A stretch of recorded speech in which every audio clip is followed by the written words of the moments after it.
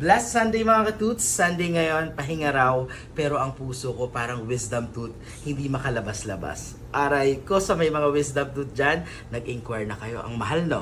Rolling. So jump pack kami ngayong Sunday kasi ang daming naming schedule hanggang 4:30 na to. So magiging available ulit kami ng 5 to 6:30 kasi hanggang 6:30 naman yung duty namin dito sa Santa Mesa. Duty ko dito every Tuesday, Thursday, and Sunday. So sa mga gusto magpabook ng appointment, just message us in our social media platform. Mga katoots, so for today, may patient tayo. And, ayan, iniilawan lang because this is a braces patient with splint. And, andito si Doc Ida. So yung kapatid ko, na dentist na rin. So ang dami niyang pasyente right now. Yung isa naming dentist, half day, mamaya pa siya papasok. And, habang nagpi-patient ako, ang aga ko nagising mga katoots, update lang. Mga 7 pa lang, pumunta na ako sa palengke. Tapos, ugali ko kasi pag nandito ako sa Santa Mesa, since meron ditong lutuan, so, tararan!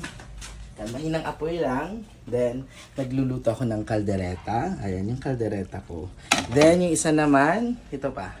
Para bukas or mamaya din, adobo na halo-halo siyang atay balun-balunan with leeg. So, mahilig talaga ako magluto. 'Di ba sa ibang video ko nakita niyo ako, cooking show with Doc Noy. So, yun lang naman mga katoots. At don't forget to follow on my social media platform, Doc Noy.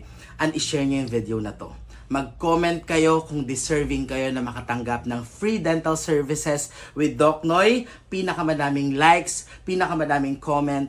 Pag napili namin kayo, pag napili namin kayo, kami na bahala na mag-contact sa inyo. So, keep on commenting and also keep on watching my daily update with Doc Noy at may mga pa-promo pa tayo. So, don't forget to smile!